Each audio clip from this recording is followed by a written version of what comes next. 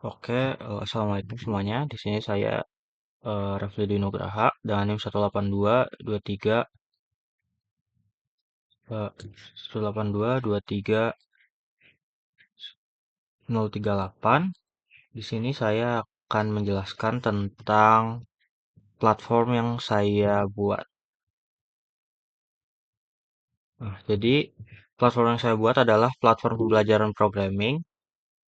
Nah, pemilihan platformnya eh sebenarnya pemilihan platform ini berdasarkan platform yang saya buat ini berdasarkan dari platform yang sudah ada yaitu Etika School. Kenapa saya memilih ini? Karena pertama apa core domainnya apa? Core domainnya adalah penyediaan pembelajaran programming yang interaktif melalui integrasi konten materi dan kode execution. Jadi di platform yang saya buat ini nantinya tidak hanya dapat melihat materinya saja dan tidak hanya dapat melihat course-nya saja, tapi pengguna juga dapat berinteraksi gitu, belajar secara interaktif melalui praktikal langsung setelah course atau setelah materinya diselesaikan dengan melakukan code execution secara langsung. Nah, platform ini kenapa cocok digunakan dengan sesuai dengan prinsip domain driven design? Karena pertama implementasinya itu dia berfokus kepada core domainnya. Jadi eh, platform ini tuh fokus utama bisnisnya adalah di core domainnya yaitu penyediaan pembelajaran programmingnya. Kedua, ada banyak bounded konteks dari platform ini. Contohnya seperti learning interaction konteks untuk pembelajaran dari pengguna. Lalu selanjutnya ada seperti eh, untuk konteks untuk men-track seberapa jauh pengguna menyelesaikan course-nya. Nah, itu adalah dua dua konteks yang berbeda. Yang terakhir, kenapa ini dipilih adalah karena arsitektur sistem yang mengutamakan domain ini membantu mempertahankan fokus bisnis belajar praktik dengan langsung. Jadi, semua supporting domain dari platform ini fokusnya hanyalah untuk membantu core domainnya. Untuk subdomainnya sendiri di sini maaf ada saya kecilkan dulu kamera saya. Di sini ada empat, yaitu Real Time Code Execution Engine.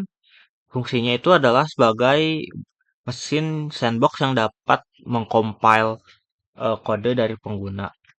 Peran bisnisnya sebagai komponen teknis yang menopang pengalaman belajar interaktif. Jadi, eh, pembelajaran interaktifnya itu ditopang oleh code execution yang secara langsung ini. Subdomain kedua ada Interactive Learning System, yaitu sistem yang memungkinkan pengguna menjalankan dan modifikasi kode secara langsung di browser. Nah, subdomain ini tuh menjadi eh, nilai utama pembeda dari website pembelajaran yang lainnya yang hanya dokumentasi saja. Subdomain ketiga ada Content Integrated Learning Flow, yaitu integrasi antara materi, contoh, dan output real time dengan satu halaman pembelajaran. Jadi tidak usah eh, berganti-ganti page untuk pembelajaran dan kode execution untuk melihat outputnya, sehingga meningkatkan efektivitas belajar dan materi yang dipelajari itu semakin praktis. Nah, yang terakhir yang keempat yaitu learning progress tracking. Nah, ini adalah sebenarnya untuk melacak progress user saat mengikuti courses atau latihan latihan yang diberikan gitu. Nah, fungsinya ini untuk meningkatkan retensi pengguna dan personalisasi pengalaman belajar. Bounded konteksnya sini sama ada empat. Pertama untuk real time execution engine untuk subdomainnya. Bounded konteksnya adalah kode execution konteks di mana eh, subdomain ini hanya bertanggung jawab terhadap code execution yang ada di sandbox environment atau di backend-nya. Kedua ada learning interaction konteks untuk interactive learning system. Nah, ini menjadi bounded konteks karena batasannya hanya bertanggung jawab terhadap pengalaman interaksi dan tidak mengolah konten tutorial atau apapun yang ada di platformnya. Ketiga ada content integrated learning flow. Boundary konteksnya yaitu learning content context di mana dibatasi dengan hanya mengolah struktur dan penyajian kontennya saja. Yang terakhir yaitu progress tracking konteks yang memiliki batasan hanya menyimpan dan memproses status progres belajar dari pengguna. Oke, mungkin ini adalah desain model domain yang saya buat. Eh, di sini ada 1, 2, 3, 4, 5, 6, 7, 8, 9, 10, 11, 12 entities dan value objects, di mana panah ini memetakan bahwa eh, ini meng-trigger execution request, men-trigger execution result, dan code snippet memiliki atau bergantung pada kode snippet ID. Nah, eh, panah yang lain adalah ini panah segitiga hitam ini. Itu artinya adalah misal dari code snippet ini, panah segitiga hitam ini menggambar bahwa kode snippet ini menggunakan language type. Selanjutnya visualisasi API. Untuk visualisasi API ini saya akan langsung ke API yang saya buat atau page API yang saya buat. Ini yang pertama adalah API untuk pembayaran atau payment gateway. Nah, di sini nanti akan diberikan seperti tagihan tagihan pembayaran kepada pengguna. Produknya misalnya di sini paket premium 1 bulan. Nah, tinggal memasukkan nama lengkap, email, dan metode pembayaran. Ada bank, QRIS, dan e-wallet. Nah, nantinya halaman ini akan menggunakan payment gateway. Saat ini saya menggunakan payment gateway-nya dari yang gratis yang saya cari dari GitHub, dari public API gratis. Selanjutnya yang kedua, di sini ada API untuk melihat visitor dari platformnya, di mana nantinya kita dapat melihat IP-nya dari negara mana dia, terus kayak provinsi mana, dari kota mana, terus kita juga dapat melihat eh, koordinatnya, ISP-nya yang digunakan, terus time zone-nya, calling code, bahasa yang digunakan, zip code-nya, dan ini untuk bendera dari negara dia. Nah, untuk API ini saya menggunakan IP Stack, yaitu salah satu API gratis yang eh, penggunaannya masih dibatasi. Tapi untuk saat ini saya bilang cukup untuk mendeteksi dari mana saja visitornya. Karena belum ada visitor di sini, jadi meskipun saya fetch datanya, dia akan fail karena tidak ada data yang tersimpan. Masih belum ada. Nah, terakhir di sini adalah API untuk kode execution.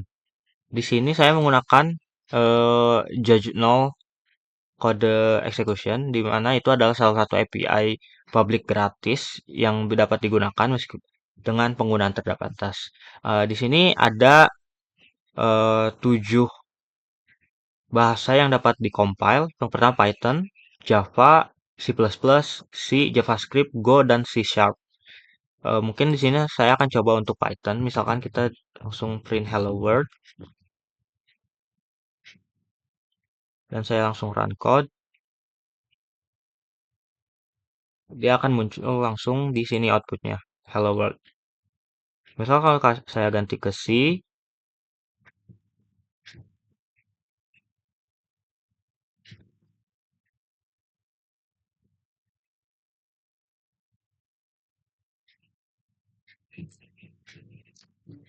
ini saya ganti hello world lagi.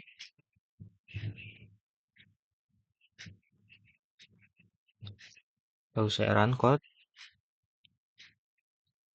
Misalkan kita tambahkan roughly. Nah, dia mengeluarkan output yang benar. Tapi kalau kita misalkan kodenya tidak benar, maka dia akan error, request failed. Karena kode yang dikompil ini tidak benar, atau secara singkatnya ini adalah compile error. Sehingga dia mengembalikan request 400 yaitu failed. Oke, untuk selanjutnya interaksi subdomain dan bounded konteksnya.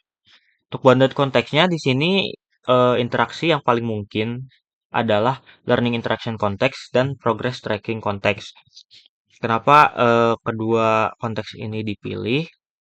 Karena pada pada skenario yang saya buat yaitu adalah ketika seorang pengguna mengirimkan execution request code yang sebelumnya saya jalankan dan menjalankan kodenya dan ternyata kode dari pengguna itu benar gitu.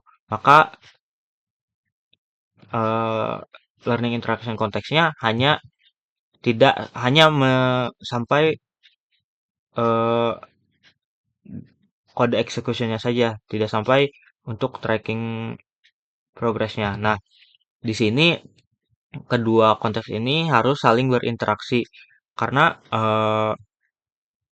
nantinya setelah pengguna kodenya benar, maka sistem akan mengirimkan notifikasi ke progress tracking konteks bahwa listennya itu atau course-nya itu telah diselesaikan dan perlu diperbarui achievement dan badge dari user tersebut yang itu ditangani oleh progress tracking konteks.